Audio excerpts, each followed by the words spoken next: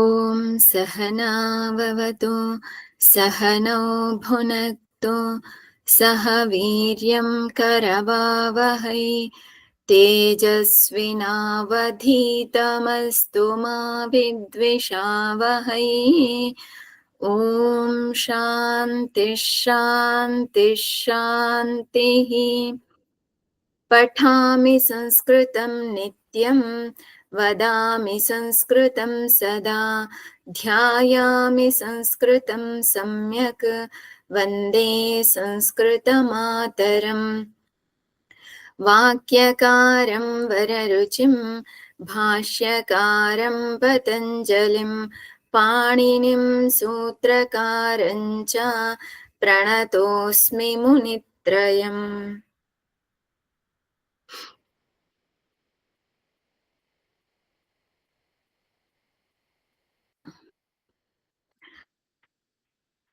We were seeing Abhyasa 5.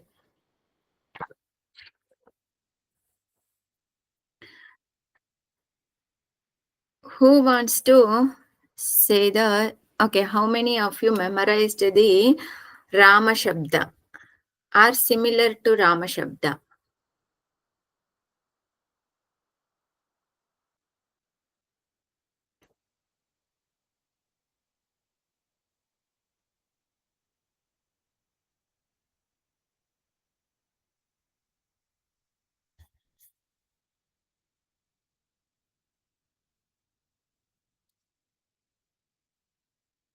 Everybody knows Rama Shabda without seeing.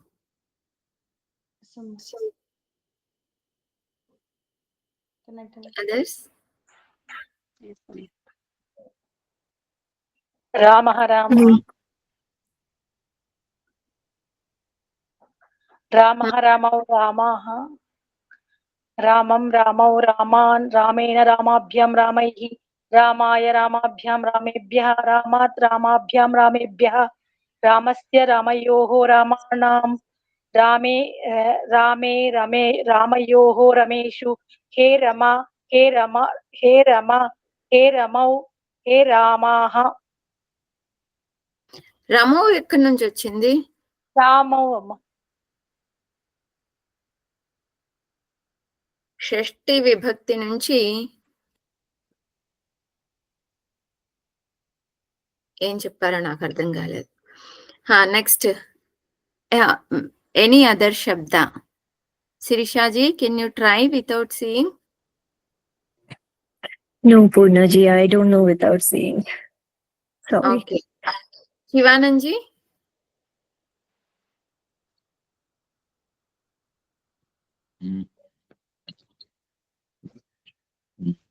Which one should I tell? Anyone. Akaranta pullinga shabda. Like Janaka, you can say, or Putra, Surya, Chandra. Janaka, Janaka, Janaka, Janakam, Janako, Janakan, Janakaihi, Janak. Janakena.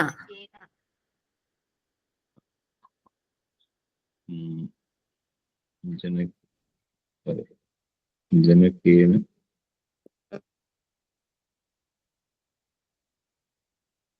No, not able to remember.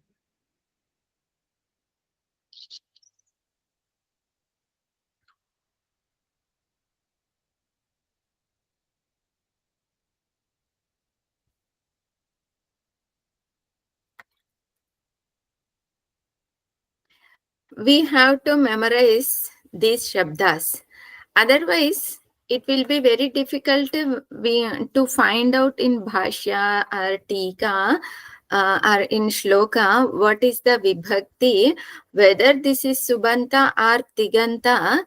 Without memorizing all this, we won't be able to recognize. First of all, we have to recognize. So if there is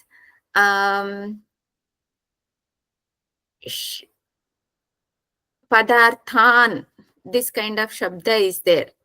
We don't know what is Rama Shabda, what is Akaranta Pullinga Shabda, how to decline. If we don't memorize this, then we will not know that Padarthan is the Dvitiya Bahuvachanam. And whether it is Subanta or Tiganta, that we don't know. Subanta means when we decline vibhaktis, those are called Subanta. We are declining dhatus, right? Bhu dhatu, pat dhatu, lakaras we are declining. Those lakaras are called Tinganta. Subanta, Tinganta. So these are called Subanta, lakaras are called Tinganta. So whether it is Subanta or whether it is Tinganta, that we don't know.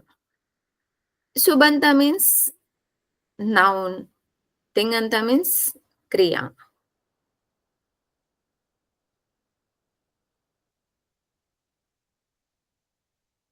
Okay. But try to memorize.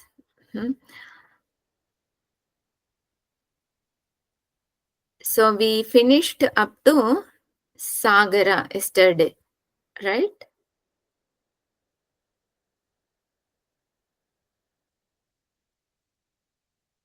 We declined up to Sagara, right?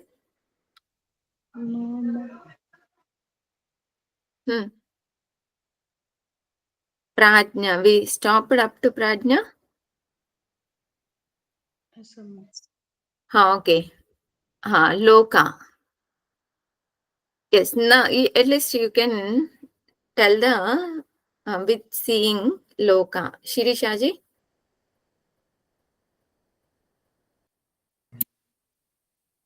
Lokau, lokam, lokam, lokau, lokan, lokena, Again. loka, Again. lokah, lokah, lokau, lokah, lokam, lokau, lokan, lokena, lokabhyam, lokaihi, lokaya, lokabhyam, lokebhyah, लोकात् लोकाभ्याम लोकेभ्यः लोकस्य लोकयोः लोकानां लोके लोकयोः लोकेषु हे लोक हे लोकौ हे लोकाः.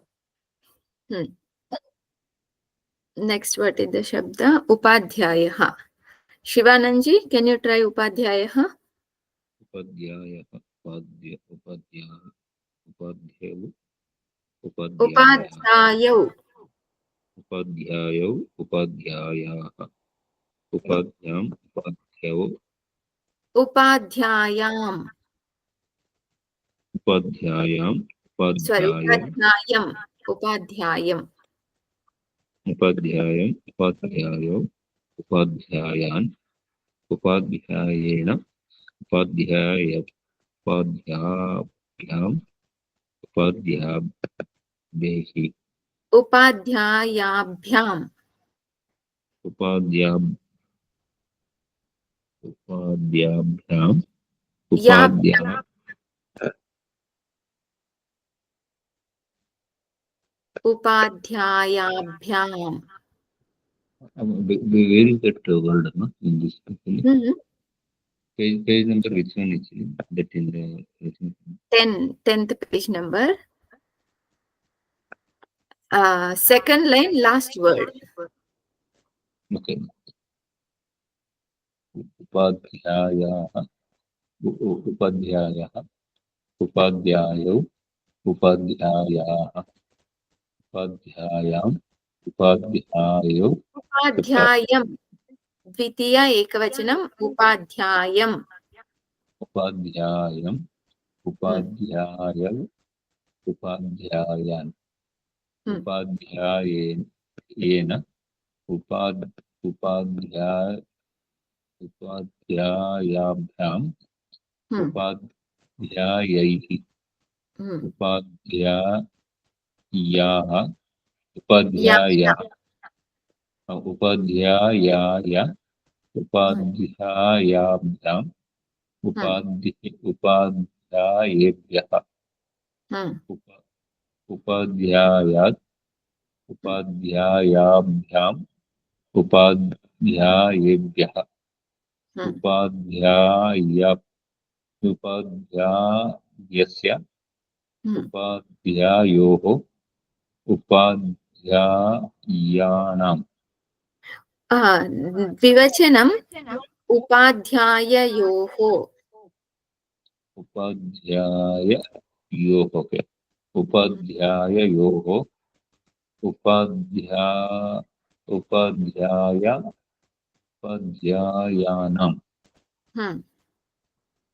उपाध्याये उपाध्याययोः उपाध्यायेषु ये उपाध्याय ये उपाध्यायौ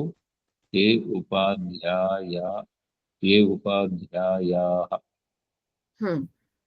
नेक्स्ट काव्या शिष्या आमा शिष्याः शिष्यौ शिष्याः शिष्याः प्रथम इज नॉट शिष्याः शिष्यः शिष्यः शिष्यौ शिष्याः शिष्यां शिष्यौ शिष्यान् no शिष्याम is not correct शिष्यम is शिष्यं शिष्यौ शिष्यान् शिष्येण शिष्याभ्यः शिष्याये शिष्याभ्यां शिष्याभ्यां शिष्येये शिष्याय शिष्यये शिष्यैः शिष्यैः शिष्याय शिष्याय शिष्याभ्यां शिष्येभ्यः शिष्यात् शिष्याभ्यां शिष्येभ्यः शिष्यास्य शिष्यस्य शिष्यायोः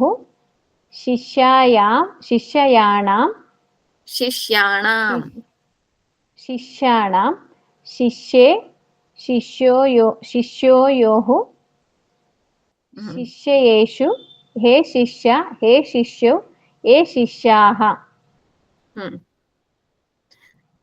Okay, next same prashna krosha dharma sagara similar declination. Next tud dhatu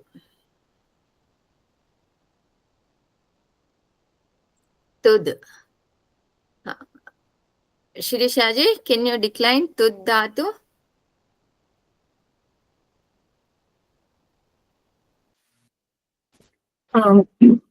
तुदति तुदतः तुदन्ति तुदसि तुदथ तुदत तुदामि तुदावः तुदामः मध्यम पुरुष द्विवचनम तुदथः तुदतः तुदथ यस शिवानंद जी इश धातु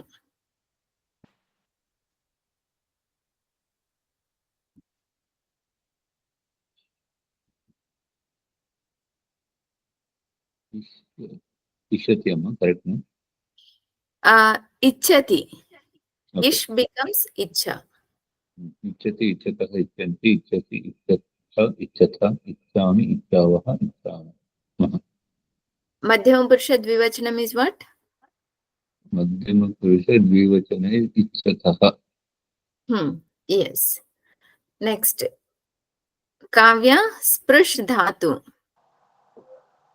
स्पृश becomes स्पर्श पश्यति पश्यतः पश्यन्ति sorry sprush is sprushati only won't change sprushati पृष्यति पृष्यतः पृष्यन्ति पृष्यसि पृष्यतः not sprushati स्पृशति स्पृश्यतः स्पृश्यन्ति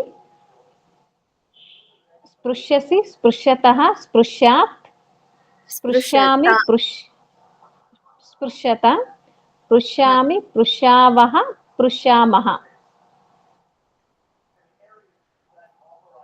are you pronouncing yakara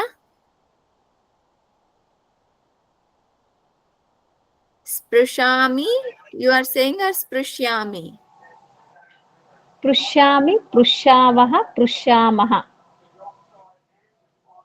You are pronouncing Uttama- sakara. సకార పలుకుతున్నారా? आमा पृच्छामि पृच्छावः पृच्छामः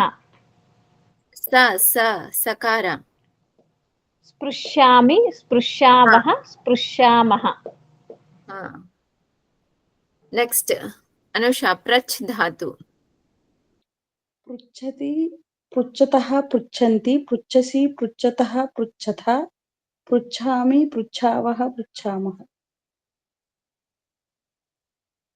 next okay Dhatu Sarovar.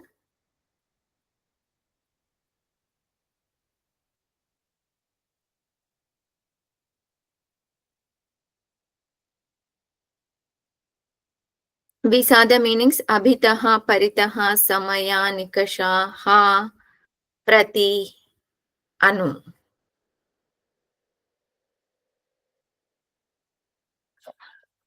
Here it is given bhudhatu, pratham purusha, madhyam purusha, uttam purusha. We already saw this. They have given some niyamas. అమ్మ చిన్న ప్రతి అంటే ఏంటమ్మా ఒకసారి తెలుగులో మేము చెప్పరా? Vaipu. వైపు. In English, towards.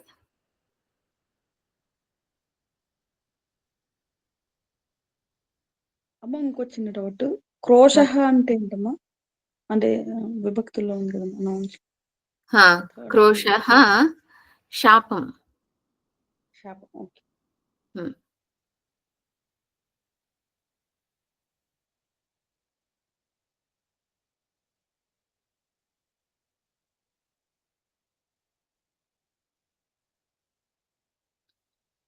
Niyamas.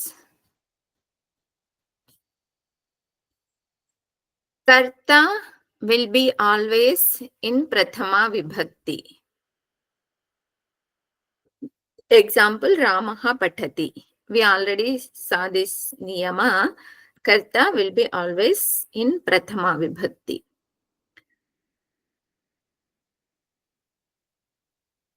Sambodhana will be in Sambodhana vibhakti. After 7 vibhaktis, we write Sambodhana like He Rama, He Ramo, He Ramaha. These are Sambodhana. Kartuhu ipsita tamam karma. What is the karma? In Vedanta, karma definition is different. Sometimes we use karma means kartuhu ipsita tamam karma in Vedanta also. Whatever karta desire to do, that is karma. Kartuhu ipsita tamam means most desirous thing is karma. Either it could be vyakti, vastu, kriya, anything it can be.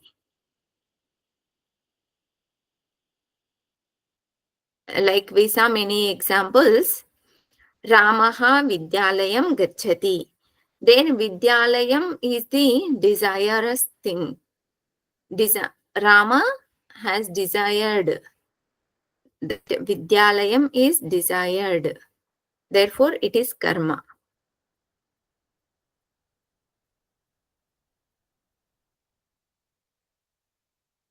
Next, karmani dvitiya. So, karma will be in dvitiya vibhakti. Here they have given examples. Ramaha vidyalayam gacchati. Saha pustakam pathati. Saha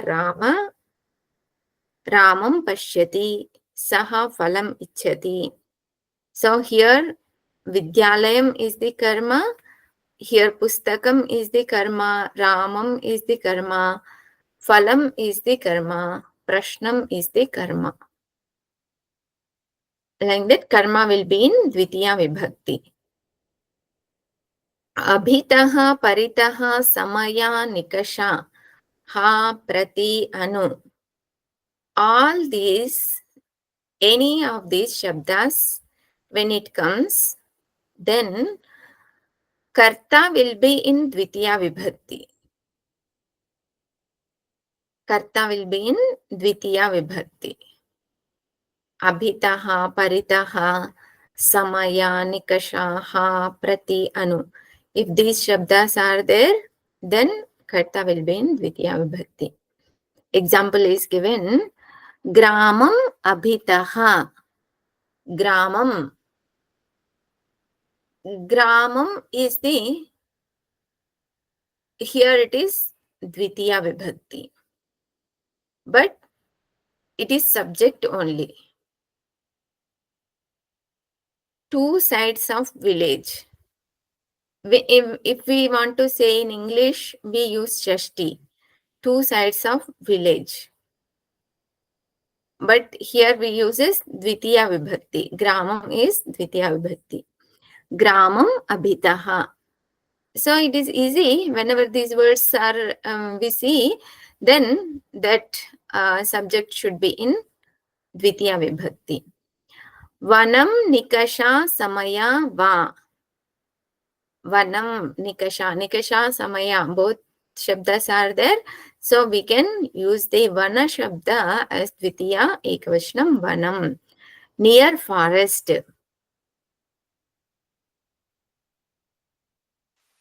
But Purnaji, are these full sentences? They should be both Karta and Kriya, right? Are they full sentences? No. This is Gramam Abhitaha is different sentence and Vana Nikasha Samayava is different sentence. Yeah, they are different, but are they a whole sentence? Abhitaha, we can say Jalam Asti. Gramam Abhitaha Jalam Asti. Like that. We can add some Kriya Pada. Gramam Abhitaha Mandiram Asti.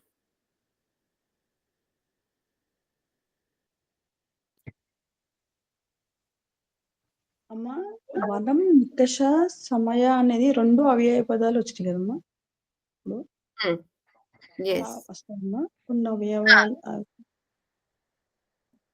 Both meanings are same.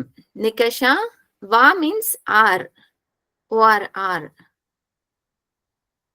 Nikasha or Samaya. Both are same meanings. Nikasha, Samaya. Near forest. In Bhashya, we see many times Paryaya Padas, they will go and give.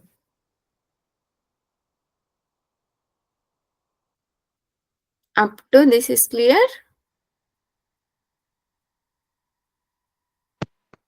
No, Paryaya Padam. Synonyms. Okay.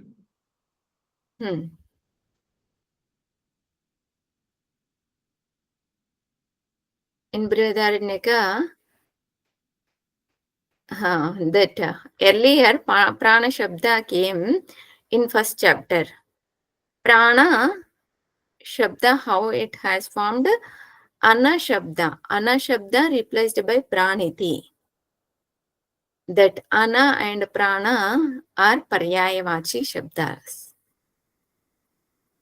Like that, it was explained. Vana Nikasha Samaya Va. Okay, next, last niyama. Gati. Gati means, here it is given three meanings. Chalna means to going. Hilna, to move. And Chalna means what? Chalna means walking. Chalna is walking. Hilna means to move. Jana means to go. Walking, moving, going. This is the Gati Artha. Meaning for Gati. In Shastra, many times Gati means to attain. This kind of meaning will be used many times. This Chalna, Hilna, Jana, it is very rare in Shastra. So when this kind of meaning, when it is there, gatyartaka dhatu. Have you heard gatyartaka dhatu?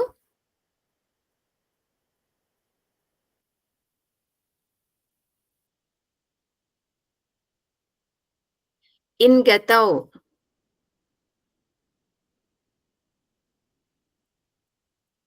In gatau is also, it means in is the dhatu, meaning is gati, means to attain. So all these are called gam dhatu is also gatyartaka dhatu. In dhatu also gatyartaka dhatu. These all are gatyartaka dhatus.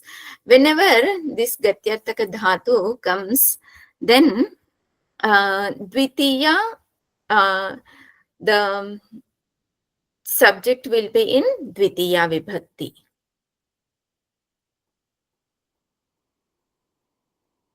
What is this?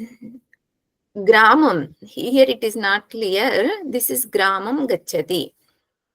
Gramam gacchati. Going to village. Vanam vicharati. Moving in forest. Truptim gacchati. Attaining contentment. Smritim gacchati. Smritim gacchati. Attaining remembrance. I don't know how to say in English. Smarana happened. Remembering happened. Happening. Sorry, all these are latlakaras. Gramam gacchati, going to village. Vanam vicharati, moving in forest. Truptam gacchati, attaining contentment, not attained, attaining contentment. Remembering, remember, the smriti is happening. Remembrance is happening. In Telugu, Truptim Gachati. తృప్తి పొందుతున్నాడు. Okay. వనం విచరతి, వనంలో చరిస్తూ ఉన్నాడు, means తిరుగుతూ ఉన్నాడు. గ్రామం గచ్చతి, గ్రామానికి వెళ్తున్నాడు. స్మృతిం గచ్చతి, స్మరణ చేసుకుంటున్నాడు.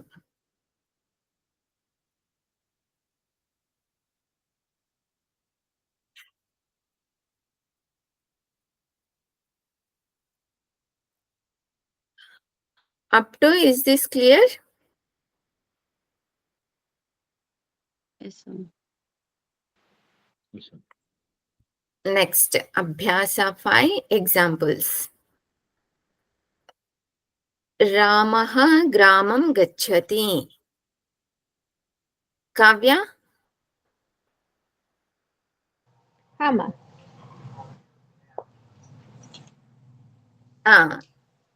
Translate that into Telugu. Ramaha gramam gacchati. రాముడు గ్రామానికి వెళ్తున్నాడు. Rama is going to village. Gramam abhitaha jalam asti. Shivananji? Water exists on both sides of the village.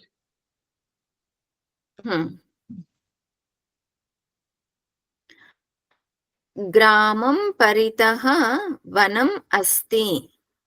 Shirishaji?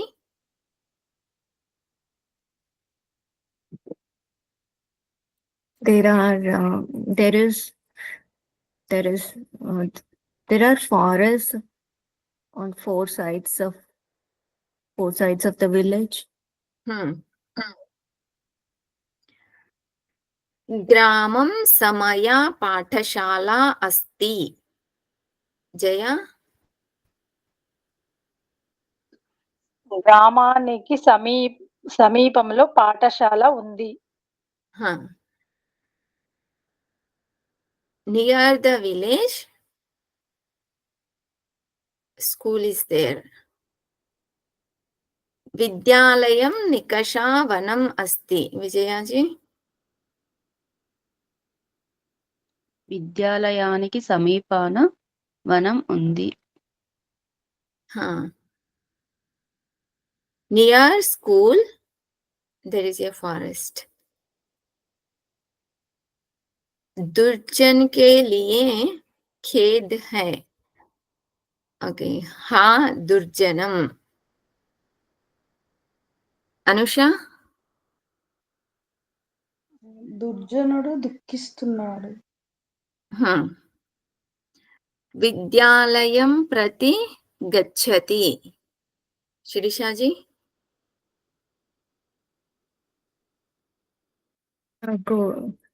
Going near the school, but there is no karta here, right? Now, karta we can understand through kriya pada. Gachati is indicating which one? Madhyam purusha, prathama purusha, uttama purusha. Prathama purusha, ekavachanam, dvivachanam, bahuvachanam. Ekavachanam. So, saha. We can use saha. Without saha also we can understand there is saha. Like even in common language, when we are speaking with others, we may not use sometimes karta. Without using the karta, we will go on explaining whatever we want to say. Vidyalayam prati gachati. What did you say? Going near the school. So can we say like she is going near the school or something? Prati means towards. Okay. Going towards. Going towards the school. Ramam anugachati. Shivananji.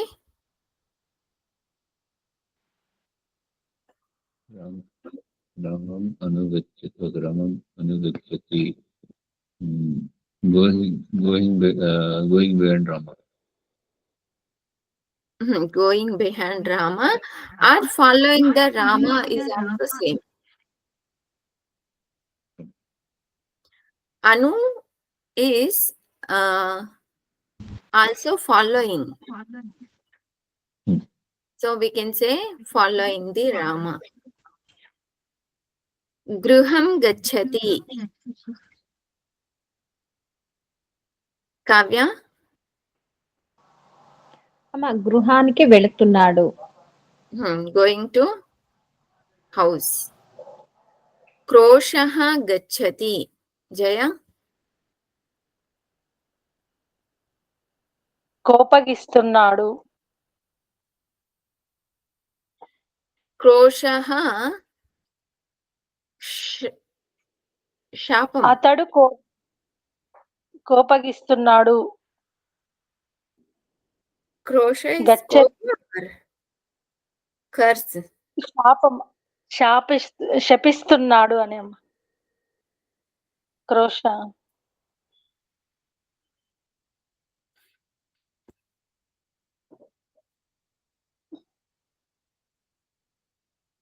Krosham gachati. Anuswara should be there. Krosham gachati. క్రోషం. Gachati.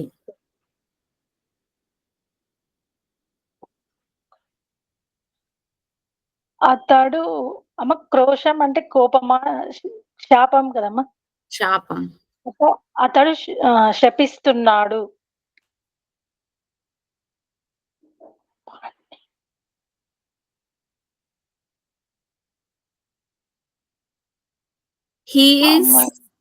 He is getting curse. He is getting curse means అతను శాపాన్ని పొందుతున్నాడు. Not he is cursing someone. He is getting curse. Jalam pibati. Anusha. నీళ్లు తాగుతున్నాడు. అతడు నీళ్లు తాగుతున్నాడు. We can use or we don't use it. Both way it is okay. Pustakam pathati. Vijayaji. పుస్తకం చదువుతున్నాడు.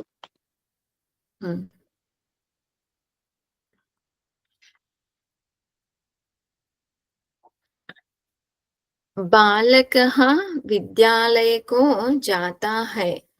शिरीषा जी.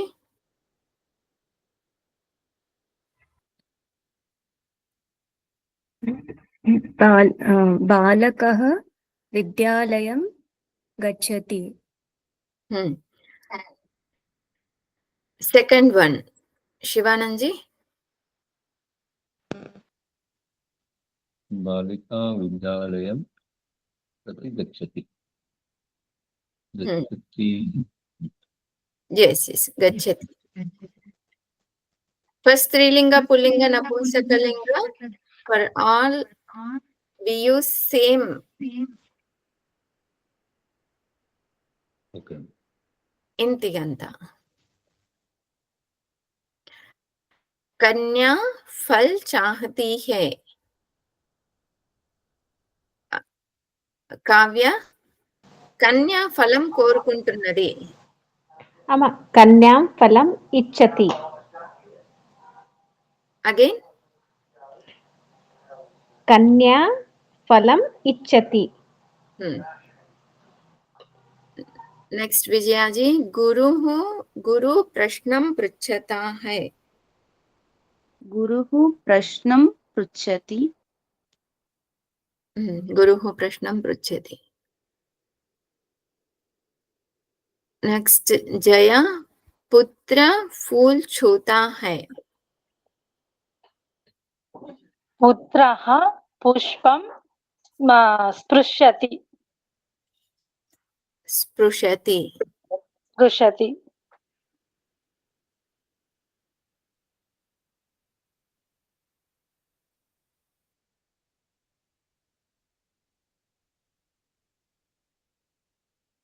नेक्स्ट अनुषा. पिता सूर्य को देखता है. जनकः सूर्यं पश्यति. नेक्स्ट शीर्षा जी. पुत्र चंद्रमा को चाहता है.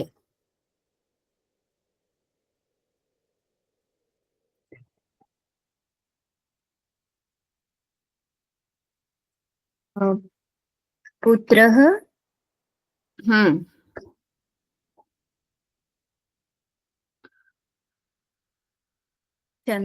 चंद्रां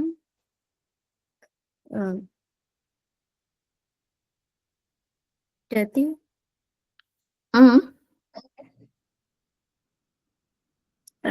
Desire is ichati. Chandra, what did you say? Chandram. What is the Chandram? Chandra is the pratipadika. Chandram is dvitiya ekavachanam. Putraha Chandram ichhati. Okay, next. Durjana सज्जन को दुख देता है. शिवानंद जी. दुर्जनः सज्जनम् Ayati. दुर्जनः सज्जनम्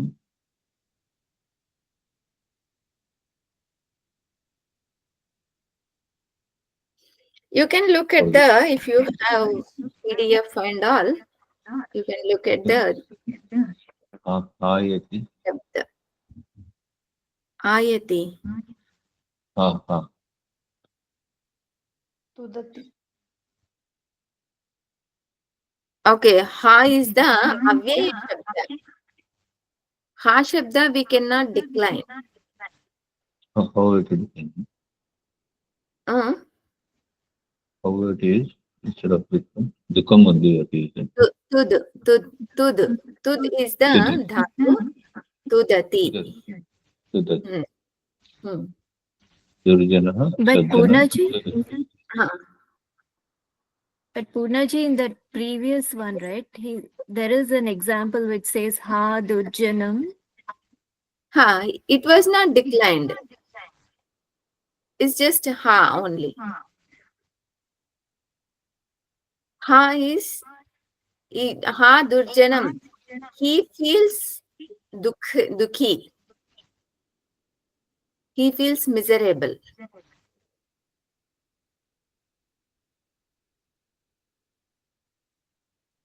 Is that clear? Yes, yeah, thank you. Here it is said Durjana is making Sajjana to suffer. So Durjanaha Sajjanam Tudati. Tud is the dhatu for to pain. So Durjanaha Okay. Sajjanam Tudati. Next पुत्र गांव के पास बैठा है. Kavya, can you try that? అమ్మ ఆడ తిష్టతి వస్తుందా సీదతి వస్తుందమ్మా? You అంటే can పుత్రాహ గ్రామం నికాశ సీదతి.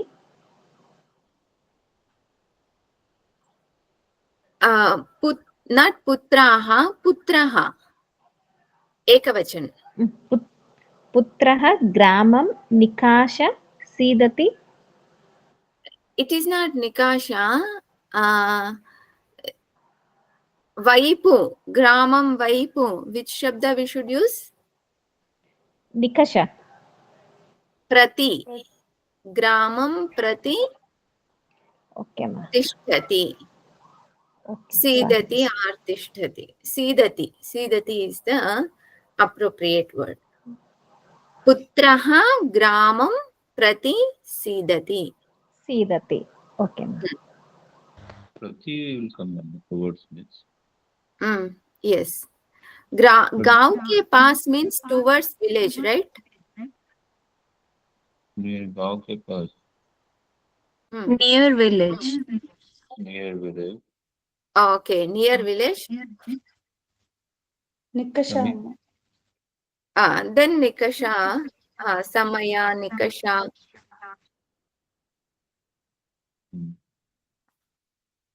Okay, then prati means in Hindi, what is the shabda for prati? Or. Okay. Sorry. Two words. In Hindi, or. Okay.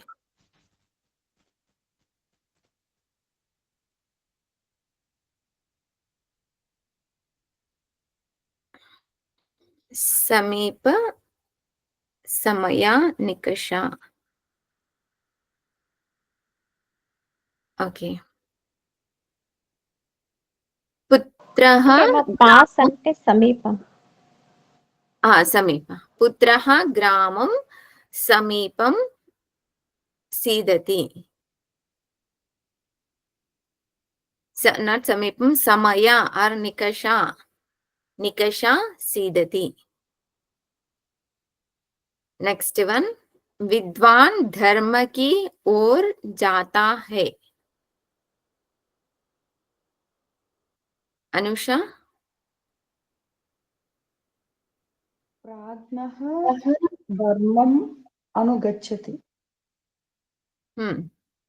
प्राज्ञः धर्मम अनुगच्छति.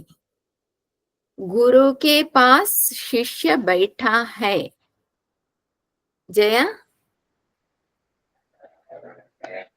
गुरुं समय शिष्यः तिष्ठति.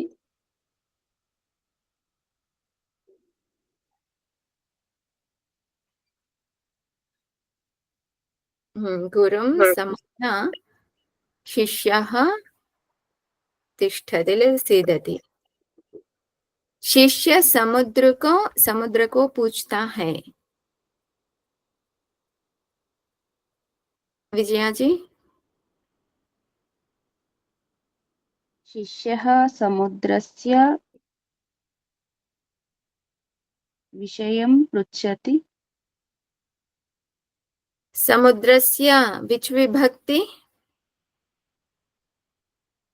षष्टि समुद्रं sorry शिष्यः समुद्रं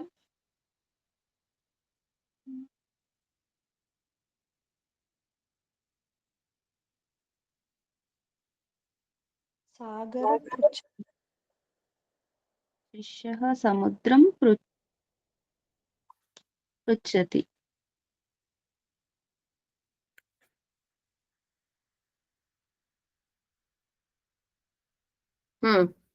Sagaram, Samudram, both are same. Samudram is also Sanskrit word is there. Akaranta Pullinga Shabda. We can use both. Shishyaha Samudram Pruchhati. Okay, we'll see in next class.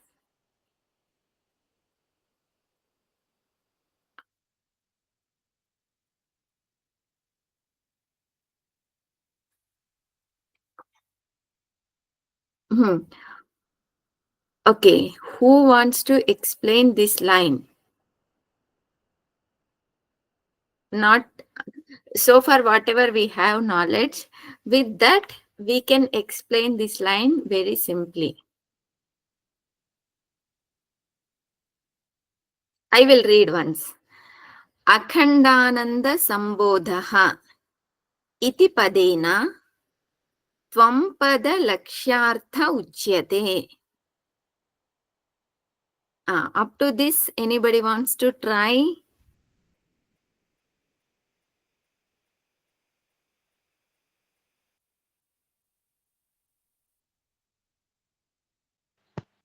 Akhandananda Sambodha iti padena. From this word Akhandananda Sambodha, Tatpada Lakshartha is told. By this, Padena is Tritiya, right? Padena. By this word, Padena, by this word. Which word? Akhandananda Sambodha, by this word. Tvam Pada Lakshartha is explained. Yes. Govindam Chidananda Tanum iti pada dvayena tatpada lakshyartho brahma uchyate. Next one, anybody? Govindam Chidananda Tanum iti pada dvayena tatpada lakshyartho brahma uchyate.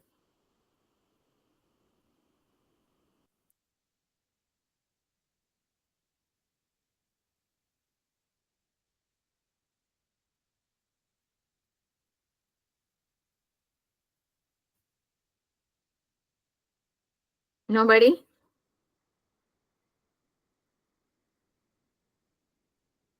Okay, Shivananji.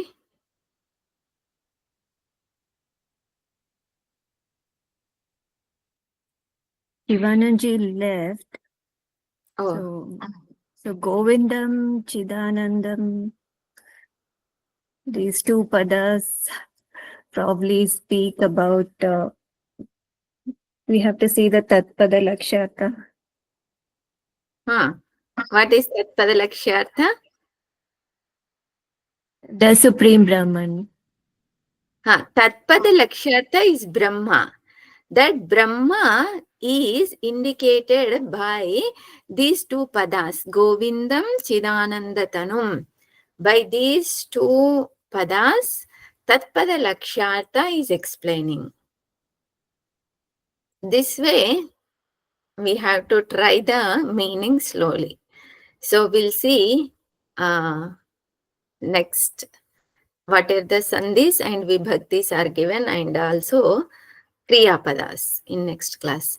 Om Purnamadaha Purnamidam Purnat Purnamudachyate Purnasya Purnamadaya Purnameva Vashishyate.